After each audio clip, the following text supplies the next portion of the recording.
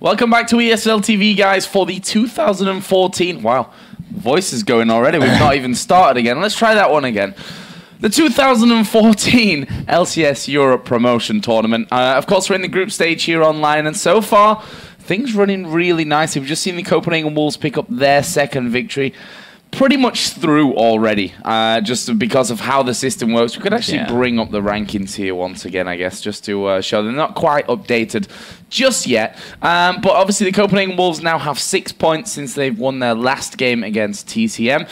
SUPA Hot Crew we're going to see in a second up against Karont3 also have 3 points, and TCM have 3 points. So for Karont3, this is an incredibly important game. Yeah, by the same token that Copenhagen Wolves are pretty much through already. If Karont3 lose this, they're pretty much out of it. Yeah.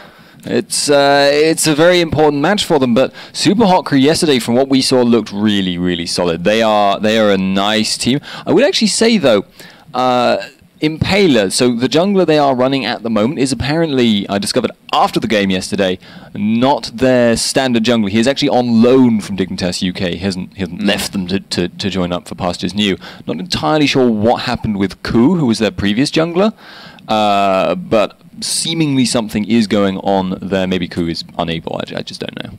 Well, we'll see. I mean, if they manage to get through and then get into LCS, maybe Impaler will end up being on SUPA Hot Crew full time. But we're going to get into the bans and the picks here. So let's have a quick look at them. And what are we expecting from these two teams, really, when it comes to the bans?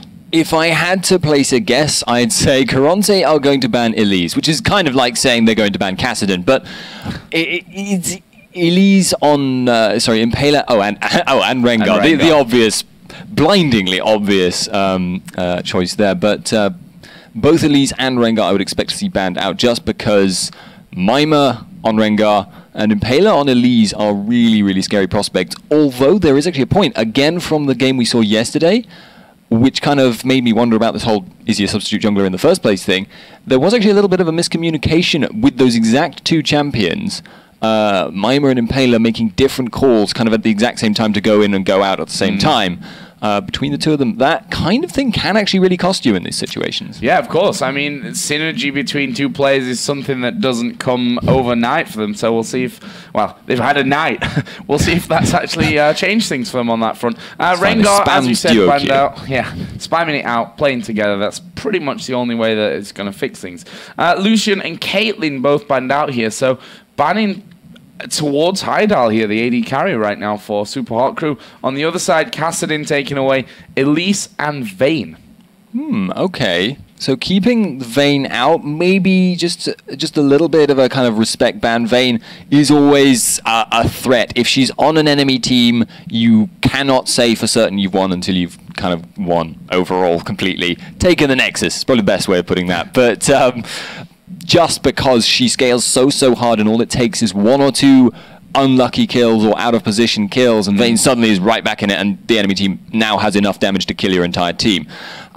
So maybe just kind of want to make sure they've got that reliable potential there out of it. Well, let's have a look here for this one. Shyvana was the first pick for Karont3. So with that Shyvana left up, picked in. Didn't really need much time to think about that one either. They took Shyvana straight off the table. Are we going to be seeing a Mundo? Of course, saw him in the last game. We know how strong he is right now. Dragon pick, Dragon. Yeah, Mundo, very, very strong jungler at the moment. And indeed, kind of fits in the same... Ooh, that... Okay, so they just picked out Evelynn at the exact same time as Mundo there. That kind of implies some interesting things. That means probably Evelynn jungle. It could be Evelynn mid lane or top lane. That is something we have seen in the past. But Mimer top lane Mundo is not something I've ever seen before. But it isn't something that is entirely nonsensical. Mundo, especially with the Perseverance Mastery, very, very sustainy top lane, especially after 6. And he scales really, really hard with farm. Well, we'll see about that. And we know that Mimer is a fantastic Evelynn player as well. When he came into the NIP team, we're basically in Rengar, Evelynn, and two champions that he loves to play. Whether we'll see that here or not remains to be seen. But Karont3 looking like they're going to be locking in the Lee Sin, which will confirm that Shyvana most likely will go into the top lane, and a Jinx as well. Okay, so Jinx, not a character we've seen too much of since she was nerfed, essentially. But generally what it's meant when we've seen it thus far is siege compositions. Jinx absolutely excels at destroying buildings. She has the range on the rocket form to hit them from a very safe distance comparatively, but if she is allowed to get in close, she can also just, with a Bloodthirster first and the minigun attack speed, really, really shred through them early and quickly. That makes her a very, very dangerous sieging threat. And that could work well if it's a top lane Shyvana, because she can also apply a lot of map pressure and they will rely on just very, very heavy pushing across the board. Well, on the other side, the dual lane was locked in by SUPA Hot Crew as they pick up Thresh and Ezreal. Okay, Thresh, Ezreal versus Jinx, Leona. That is a lane with a lot of kill potential. I mean, straight up, Leona, any lane, has a lot of kill potential, but Thresh, Ezreal do have tools to avoid Leona. Obviously, can Arcane Shift out of the Zenith Blade, although post 6, that can then be followed up with the ultimate, which obviously you'd have to flash. But the other thing, though, that I will really be interested to see if it can be done consistently by Mixer, is can he flare Leona when she's in the middle of Zenith Blade? You can cancel it out and it would prevent her from getting the stun and actually leave her in an awkward position where she would take poke, but it's such a mechanically difficult skill to master, especially if the Leona is aware you're trying to do it and will try and mix you up. It can completely make or break a lane, but if that doesn't happen, maybe in the long term we'll see some things start to go wrong for Ezreal Thresh. Well, the final pick here for Karont3 was also Zed. Now, we saw Neptuno playing Zed in their last game yesterday, which of course they did end up losing out. That was our second game of the day against the Copenhagen Wolves, so most probably the strongest team that they were up against there. We'll see how Neptuno does here on Zed today. It's left SUPA Hot Crew actually with final pick, and they're going to be going for their mid lane here with that final choice, currently hovering over Lissandra. Lissandra is the classic, I suppose, counter per se to Zed. Used to be that generally Zed was a bit too strong overall, and regardless of what you did eventually late game, he would get to be a real impossible threat to deal with. As he is now, though, a little bit less reliable than he used to be. Very much a skill-dependent champion, and I have to wonder. I've never seen the matchup Morgana versus Zed, but you would imagine that would actually favor Zed. I mean, Black Shield is almost worthless against him. By much the same token, he is very, very good at juking things like Dark Bindings and all the rest of it. So it just seems like that is a very dangerous pick to go with and may very, very well indicate 2v1 swap-ups. That would actually work very, very well, though, for Karont3, because their bot lane is extremely reliable in 2-on-1s. Jinx shreds towers. It's a very complex situation. Well, this is, as we said, a very important game for both teams. SUPA Hot Crew, if they actually manage to win this one, pretty much guarantee, all but guarantee, let's say that. Yeah, it's obviously never a done deal until you've played all your games, but pretty much pushes them into a position where they'll be feeling very, very safe in terms of going through.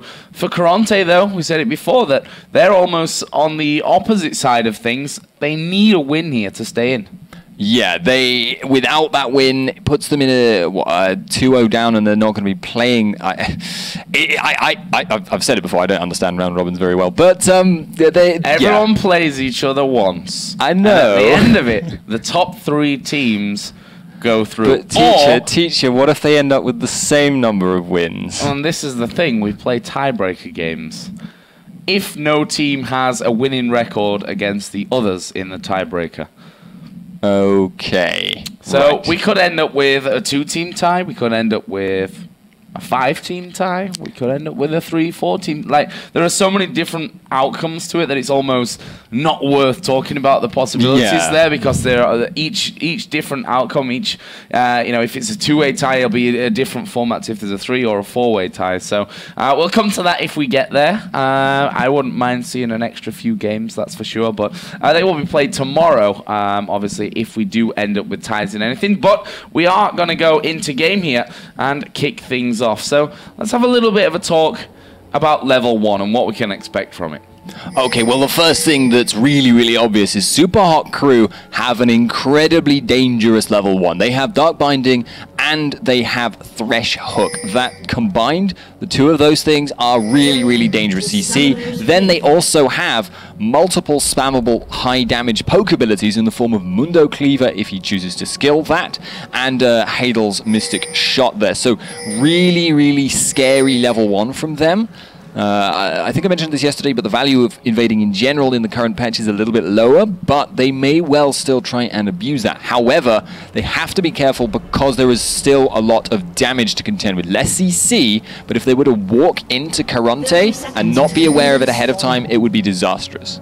Well, Impaler going to look to have a bit of a free run here on things. You see a lot of pings going down onto the top side of the map there. Mima, of course, going to be playing this Mundo up in that top lane.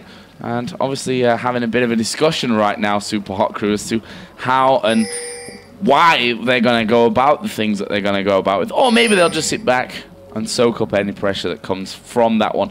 Interested to see what Impaler actually does here with Evelyn, whether he does a fast switch around the jungle. There's a ward down right in the face of Jimbones and Tremnek, and they now know that they're spotted. Gonna back away from that one. Zed up on the top side also spot from that ward that was put down earlier on, and we can see that the duo of Mixer and Haydal starting to come down as well to join up with Mima, so we may see this 3-man push onto blue. Late invade is going to really disrupt Tremnek. Karont3's here. Wow, flash there early, very early, like almost ridiculously early from Eco, and that is going to be the blue buff here going over, or is it the Q hits, and actually Eco is going to manage to hold that one in there. That right there was absolutely amazing. Got the vision from the Q, smited it down. Brilliant. Really, really, really nice reaction by Karont3, and now actually confident enough to go back and make sure he gets his level 2 from finishing off the little mini lizards there.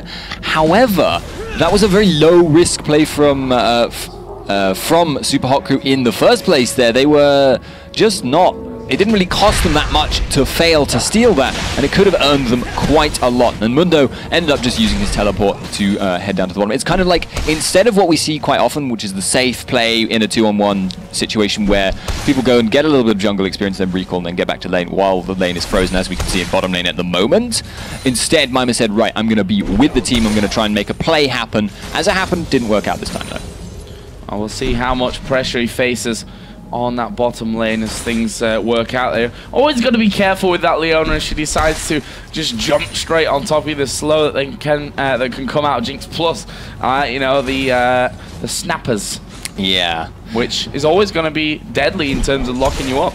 Yeah, it's a lot of burst damage, and it also chains together incredibly well because you end up, as you say, you get rooted by Leona, then you get stunned by Leona. That's 2 procs of her damage, multiple auto attacks from Jims, then you get the Flame Chompers placed behind you while you're still locked down. Dragon actually potentially in trouble in that area. A Mixer actually popped a red pot. I had not noticed that. Yeah, red pot coming out there. That's definitely interesting start here from Mixers. We are going to see Eco coming in from this one, and directly the Flay coming out there just to make sure they don't get chased down any further. Meanwhile, down in the bottom lane, we are going to see Impaler coming around, but he's level 4 at this point, double buffs on, and obviously not wanting to really fight there. And in the mid lane, Moop's also taking a lot of pressure from Neptuno. Yeah, this is kind of what I was expecting in this mid lane. Morgana, not a particularly good matchup against Zed, so there is a very important reason they wanted to run it. Yeah, going on towards the top. Haydal actually going to be the focus, but Eco going very low from this one, but First Blood actually coming down there. Mixer does manage to get a kill back, but with that Flay, will try and escape this one. I think he should be able to get away. No, flash in from Dragon, but not enough damage. Mixer just flashing out at the perfect time there to stay alive, keep a hold of those blue buffs. Zed's heading up there. Those double buffs, I should say. Yeah, Zed is going to go straight underneath the turret from this one. Actually getting hooked. Flayed back as well. Neptuno gets the kill, but he is going to die in the end to Mixer. The buff's basically being reset as Mima here in the bottom lane going very low. Jimbone's going to get finished off there by Impaler's Evelyn, and they need to be real careful with this one in terms of how low Tremnek got, but the flash away from Impaler will mean another kill coming down for Super Hot Crew. Yeah, coming out a little bit ahead there. Thresh able to take down Zed, and that has a lot of implications for the mid lane because Morgana was under pressure. Now she's going to be able to sustain herself back up, and in bot lane there's another fight. Yeah, Mima's actually in trouble from this one. Eco now coming across the side. Can they lock him up from it though? A lot of damage early on here from Eco as he lands the Q to finish things off. We're tied in kills. Slight goal lead here for Karont3 though. Yeah, okay, so is there going to be another fight now? I don't think it's possible. No one's anywhere near. But that was essentially taking advantage of the commitment in top lane. The bottom lane fight happened because up until then, they'd been very, very nervous about possibly going in just in case Karont3 would be there. Because I keep seeing Shyvana jungle and it's Dragon. Something in my head is wrong. Anyway, regardless though, just a lot of fights across the board being very influential on the lanes, but probably going to end up counterbalancing each other. Oh, Dragon having a much better time of things as I completely miss a kill in the bottom lane from that one. Neptuno had started to come down as well in the end. It's actually Impaler that will manage to take down Tremnek, who was low health for quite a while there, down in that bottom side of the map. My apologies for missing the kill. I am not a cameraman, that's for sure. C'est la vie. As it happens though, Karont3 are now looking to try and take away this tower. They want to get that momentum going, but can they get it? Oh, Flame Chopper's coming in. Moop's going to come from the side. That's a great dark binding. Eco's going to pay the price, or is he? He's still alive from this one. Ignite is burning away. Mima will be able to pick up the kill, but now is Mima too deep in this one? Going to get slowed down by the zap as we see the dark binding actually missing, but the kill comes in onto Jimbones. And, well, Morgana, you've always got to factor in there. I mean, Moops comes around. Ulti was already used, as was Flash and Ignite from that fight, but they were able to pick up another kill, leaving them now 6-3 in the lead. Yeah, but crucially there, the tower has been held. Super Hot Crew able to prevent that momentum going, and we said it in Champion Select, it is the signal that you're going for a siege composition if you pick Jinx. If you're not able to start pushing down towers early on, you're not going to be taking as big of an advantage as you potentially can do, and then you start to feel the difference between Jinx and Ezreal in team fights. He is so much more mobile and he's so much more less restricted by what his team is doing than Jinx is. She cannot make plays essentially alone. Oh, Dragon going to actually jump into this one in Dragon form as Lee Sin's Q will land on toward Mixer. He's in much trouble at this point. Will actually get finished off. Ignite goes down on towards Eco, and Heidel not going to have the damage really to push this one back. A nice kill picked up there by Karont3 to bring it back to 6-4. Okay, so it seems to be a constant game of one-to-ones across across the map, but at the moment it's still definitely favoring Super Hot Crew. They will have an incredibly dangerous team fight as time goes by here, with Evelynn, with Mundo, with Morgana, all of that AoE magic damage, and indeed Ezreal able to hop around the fight. They have a lot of potential as long as they don't start losing towers. But next question, actually, is are Karont3 going to go not for a tower, but for the Dragon, because there is still that 2-1 commitment in top. Oh, Impaler coming in there is going to put down the ultimate. Jimbone's already down to half HP. They should be able to chase this one out, especially with the Mundo in there. Very, very sticky, but Impaler goes low. Is he going to get finished off? The Ignite goes down. Zap will actually pick up the kill. And there is the missed briefcase from Mima, and they're turning this one around. Mima might actually go down here. Jimbo's chasing in. One more shot should do it, and there it is. Double kill. The movement speed boost will get him out of there, and that is a nice double worked out. A little bit of overestimation there, I think, from Super Hot Crew. Mima actually missed right at the end one crucial cleaver. He probably would have been able to kill Tremnek if that had happened. Still wasn't ideal though, because Impaler underestimated the burst that came out with the Ignite, with the Leona damage and Jinx all coming in at once. He ended up going down very, very close to surviving, but didn't actually do so, and that obviously left Mima a bit in the lurch. But even then, he could have turned it around, but just missed straight up. So, with the first two towers of the game going down, so Neptuno gets hit there with the Dark Binding and a Tormented Soil. Mima and Dragon are going to be facing off here in this top lane, or at least Mima will be moving up to the top. Now, Dragon's actually started to work his way back down, going to pick up the new creep in the jungle that we have, which is kind of conveniently placed for the top laner on that blue side as well. Yeah, the white is actually very much a kind of a parallel to the small golems, because he's just not very easy to take. Comparatively, you're going to lose a lot more health for a lot less gain if you want to take either of those two camps at the extremities of the map, probably to limit top laners you know, just cheesing off and taking them. But Impaler now hanging around this bottom lane by passing all the wards because he's Evelyn. Can Mixer set up a Lantern gank?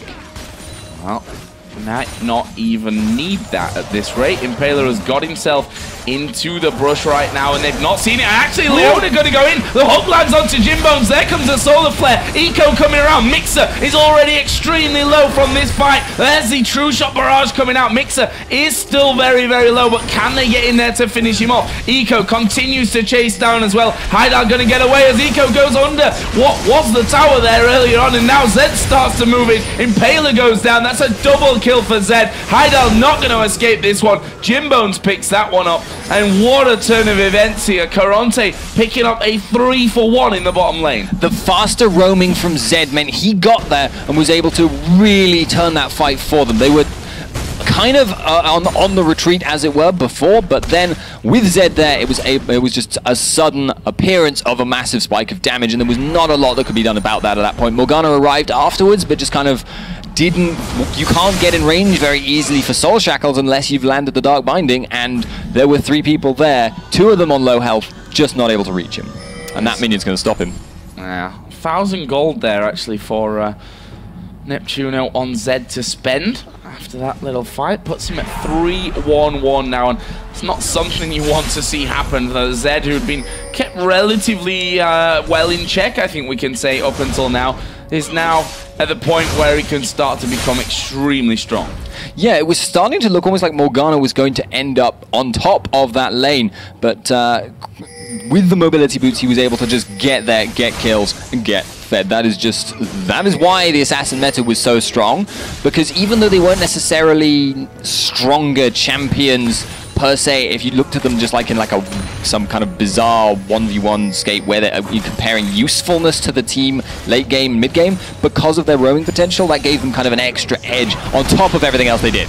Yeah, Maimir getting started upon by Dragon, forced to pop his ultimate from that as well, and not really the desired effect, I think, from Maimir. Didn't want to be using that up, but he gets him up to full HP, and honestly, that ultimate from Mundo not got the biggest of cooldowns on it either, as we do get a pause. Not sure exactly what for at this point. Apparently, Moops, or someone at least, is lagging here for SUPA Hot Crew. That's a bad sign. Yeah.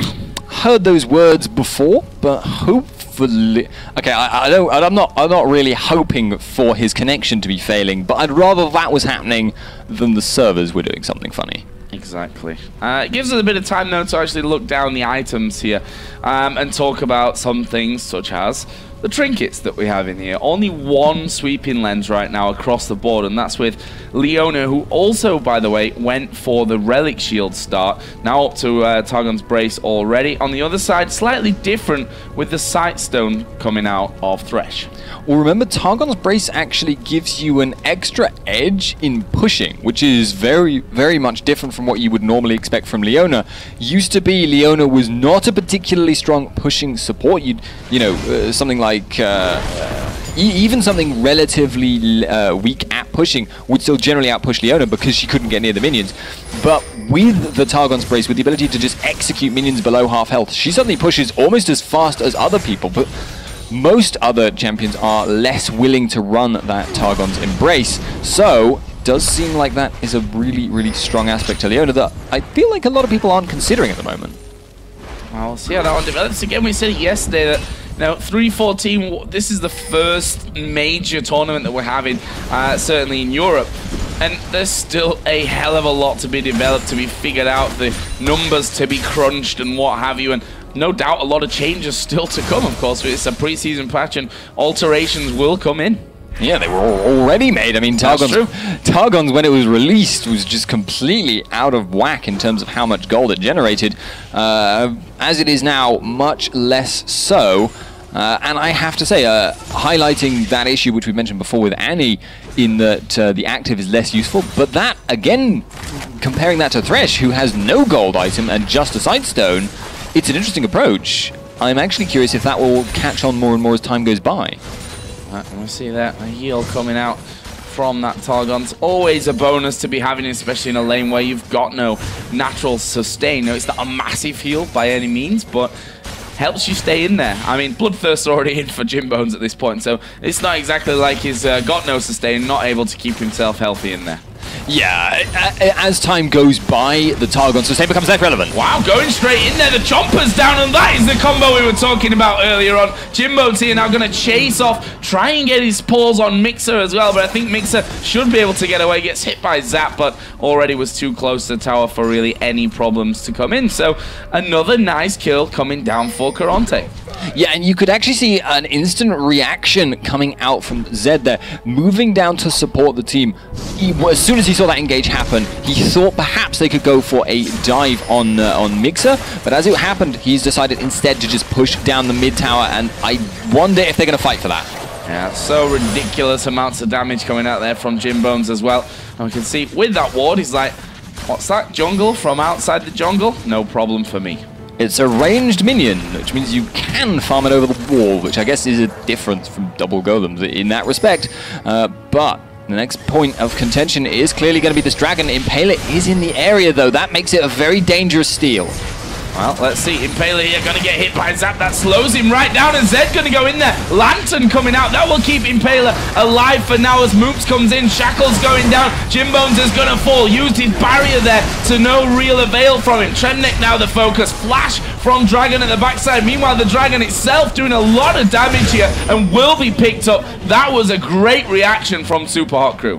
Really nice box from Mixer there, landing it in the middle of everyone and just... like, at that point, Karont3 had already committed very, very heavily, and he just split them in half. He made them all think, actually, do I want to run, do I want to stay? None of the choices were good ones, and so they just spread apart and ended up falling down. Impaler there just kind of witnessed a flying Lee Sin. Yeah, flew straight past him, and Nico actually going over towards Gons. And Impaler is recalling at this point. So let's have a look down some of the other items. The Zhonya's Hourglass almost complete for Moops. And when I say almost... it's quite noisy. Yeah, it's pretty noisy, that recall animation. It's not quite Oktoberfest Gragas, but it's still pretty impressive. But that Zhonya's is now finished for him. On the other side, Zed with the Blade of the Ruin King. Went mobility boots here, which is obviously playing to the fact that he has moved a lot specifically towards this bottom lane. Yeah, it has indeed.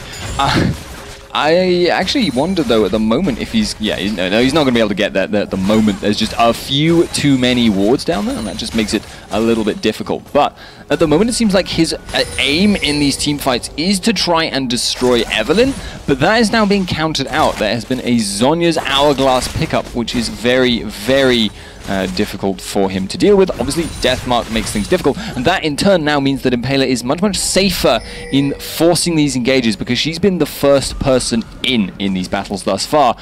Previously had to worry about being bursted out in spite of her shield. Now, maybe not so much. I saw the pink ward go down from Impaler. Obviously, changed a lot really in this patch. Now no longer invisible, but has 5 hit points, I guess we can really call it. So that'll be probably taken away here once Super Hot Crew realize what they can go for, as we are going to see them going full on towards Impaler. But again, Mixer having that Lantern in the right place at the right time will keep him alive. Yeah, Mixer's making the plays thus far. We had that box before. We also, in the same team fight, had the Lantern that enabled Impaler to take almost no damage from Zed's Deathmark because he took it at the exact moment where Zed appeared, having teleported, and just zoomed out of the way and avoided all the follow-up.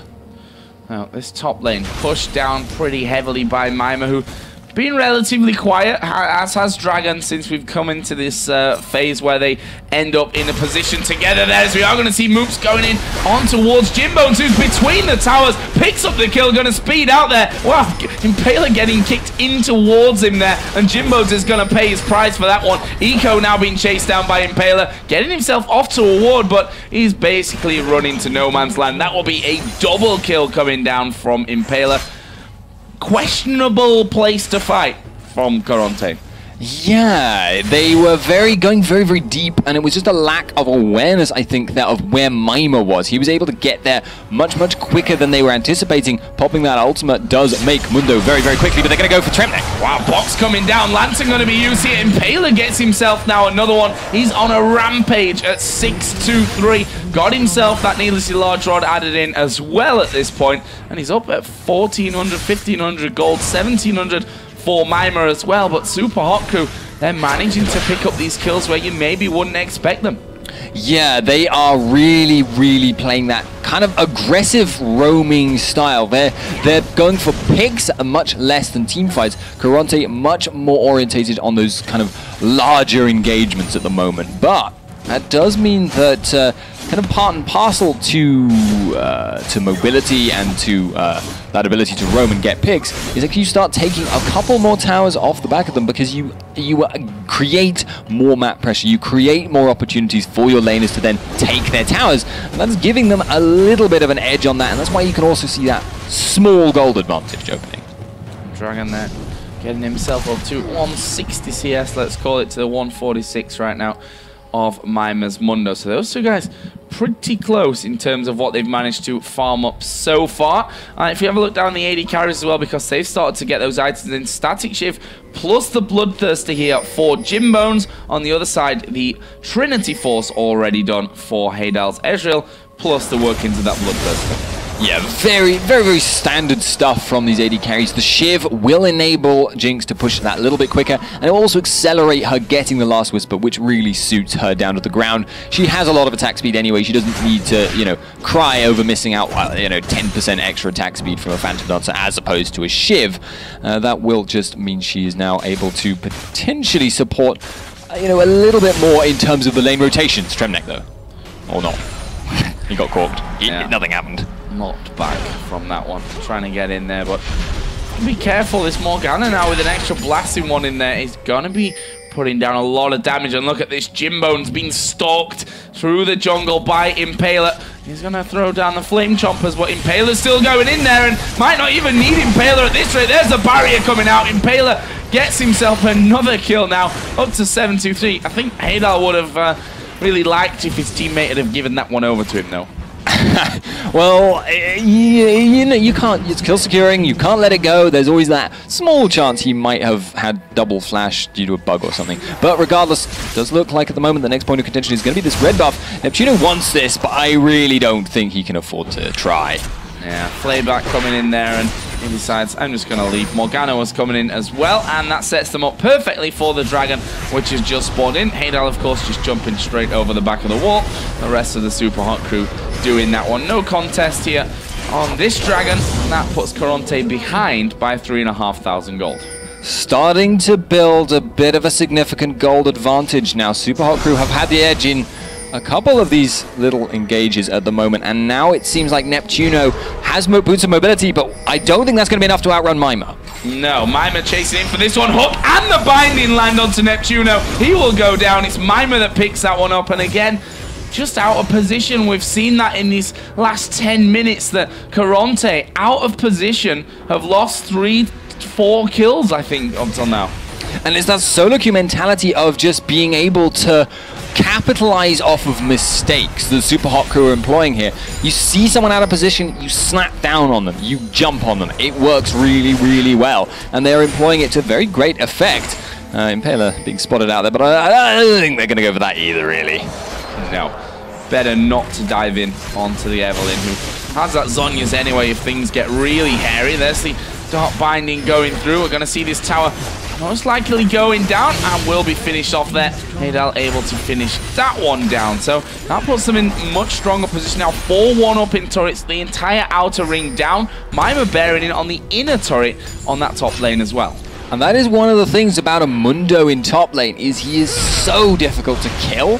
and he does clear the waves pretty well, but they're going to go for the engaging mid instead. Oh, Impaler going to get down the damage. Actually, a good solar flare coming out, but Mima's right at the front of them. We see their eco going to be chased down by Haydal, so let's get back to the main of the fight. There is the death mark coming in, but onto Mima, you can see it's barely scratched the guy. And Zed is going to go back to his shadow. Nice little juke from Neptuno. He's going to pay for it with his life, though. And now Trebnek, who came in to save him, will also pay for it with his life. Impaler using the hourglass and actually comes off with the lantern as well. He's actually going to escape that one. Moops doing exactly the same. Flashes away. Dragon trying to get in there for a kill. He falls as well. Finally, we see Morgana go down. Well, that will be an ace for Karont3.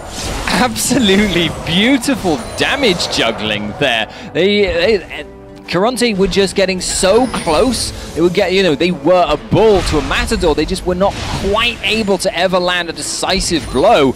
And as a result, they just took a, what was 5 for nothing? 5 for 1? 5 for 1. 5 for 1. That is pretty serious, actually, at that point, especially considering now the gold is suddenly ballooning up to, what, 7,000, 8,000. Yeah, really, that gap's starting to grow on them. More items coming in from that one. Bloodthirster done now for Haydal, along with a pickaxe. So moving his way up nicely towards that, Last Whisper. The item name has been in the game for a very long time, just suddenly decides, you know what, I'm going to leave Joe's head for a moment and confuse him. Other items coming in as well. I mean, look at Thresh, who we were wondering how that was all going to go for him. Started out with the Sightstone, but now Mixer really working his way up nicely. Going to have his Randuin's Omen finished shortly. Yeah, he is building a very, very tanky build, and that kind of means he's going to be on the front line quite a lot, which is actually a thing that Thresh has suffered a little bit for in this patch. He's still very, very powerful. He's still very, very relevant in lane and late game thanks to his CC and his early game damage, but he doesn't really scale in the same way that a lot of the supports we're seeing a lot of at the moment do. Annie can burst people hard, or she can just build full utility. Thresh kind of really, really benefits from being tanky as anything you care to mention, but doesn't really benefit that much from he doesn't have any other options, essentially. One thing that we didn't really touch on is the fact that Karont3, look down their lineup and you see a lot of AD in there. And obviously the real magical way to get around this right now, we see that 3 Randuin's Omens are coming down. Yeah, it is. That's a pretty good effect there. They do actually have to consider the fact that Dragon there is going to put out more magic damage than you would expect, and Leona is also a deceptive effect.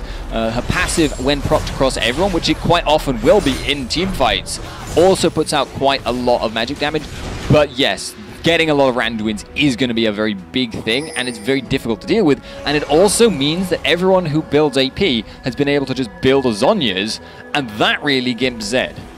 Yeah, 2 Zhonya's in there. Zed kind of limits his targets of where to go with that one as Mixer here up in the enemy jungle, getting wards down. Actually, he's going to land the hook here on towards Eco. Flay and the box coming in. Are they going to go down for him? Neptuno comes over the wall, walks straight through into the box, and Dragon's right at the front as well. This is a very strange opening to what may be a fight. It's a Dark Binding, lands onto Neptuno, loses half of his HP, and you see that almost dealt with there just by that as Haydal now going aggressive. Flame Chompers come down. Black Shield used to just run straight through them, and now Impaler pushing his way in as well. He might actually pay the price, but gets his ulti in there as he uses that Zhonya's Hourglass. Everyone else falling very, very low. Moop's going to proc his ultimate off before using that Zhonya's, and now Impaler chasing down. He gets kicked back. Haydal's unstoppable, and Eco will manage to run away from it, but meanwhile, while that was all going on, Mima just doing what Amundo can do really well and push this bottom lane out. Yeah, beautiful kiting there by Karont3, keeping themselves well out of the range of Karont3, but able to put so much damage in return because Karont3 was so desperate to make that fight happen that they were able to then turn it around. Can Eco steal this Baron though? I think maybe, actually. Well, let's see. The Q does go over, and Karont3 decide to wait this one out. They're going to try and block him, but there is the Baron pick up. Eco going in for Mixer, but he's going to pay his price without even picking up a single kill there. Meanwhile, Mima just doing what he does best, pushing down on this bottom lane. Drew like 3 guys in while they were doing Baron. They're going to try and kill him, but good luck. Yeah, we'll see about that one. He actually turns around there, does a decent chunk of damage. They're throwing everything at Mima, and he's like, nope. I'm just going to walk away from this one. And by the way, I'm up at almost full health after my ultimate. Yeah, Mundo is leaving, and now he even has Baron regen. I mean, if you just look at his health bar, he's healing for like 40 health a tick or something, and that's getting excessive at that point. And he's built a war. Yeah. He's got a lot of regen. His Warmog's just been finished as we're talking about him as well. We've seen a Quicksilver Sash now coming for Heydal, who's got that Last Whisper Bloodthirster Trinity Force combo already done. We already talked about the fact that those Randuins started to appear. One with Mundo, one in the hands of Thresh as well. And a Rabadon's Death Cap now finished for Moops. Yeah, very scary Morgana. Once she's got the Void Staff on top of that, she's kind of hit peak blow you up level on Morgana, and she's got so much supporting damage that she doesn't need to be as massively concerned about doing as much damage as possible in these fights. She just needs to make sure she zones out the right people, and she's so capable of doing that. I think the only one who could really afford to ignore Morgana's damage is Dragon. Well, let's see about that one, because we see that Super Hot Crew start to move in. Jim's taken down to pretty much half health there, just a little bit more than after that single Dark Binding. Heydal takes a bit of a hit from Eco as well, but they're managing to get their hits onto the tower. It's already down to less than half HP. Has anyone seen Oh, he's top lane. Mima in the top lane right now, gonna be just taking that tower away, because Karont3 have just showed they cannot engage on the 4-man team Super Hot Crew unless they make a mistake. Moops thought, I think, that Zed was coming in from him for that one. We do see Eco come down. There is a box that's going to keep Karont3 out of this fight for a good while. Dragon dives into the back. Moops going very low. His ulti is going to proc off onto just one, I think, in the end there. There is the ultimate out of Heydal as well. He got pretty low, but Bloodthirster and that Baron, he can get back into this fight and continue to do the damage. There is the kill as Mima finally joins the fight. He's just going to tank up the turret. He's got about 4 million HP at this point. That turret not going to be really denting him whatsoever. Inhibitor's going to go down. It was actually a fairly low scoring fight, that one. And now we see Karont3 trying to come back across to do more damage, but in the end, Super Hot Crew back away. Mima at the end there, he was late into that fight, and it was a really nice engage from Karont3. But Mima was just so unbelievably tanky, and Super Hot Crew did enough damage this time. They didn't do tons of damage as they were retreating, but they did enough. Karont3, when Mima appeared and dived into the back line, they could no longer afford to just sit and face tank him, because Mundo's damage isn't absolutely massive at the moment, but he was so tanky that he would have just sat on them until they died.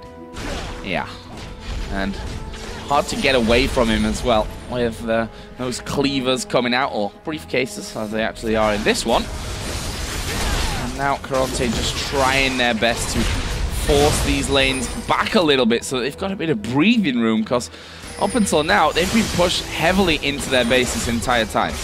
Yeah, they need to get some map control, and they need to force picks on the enemy, because if they can't, things could go wrong.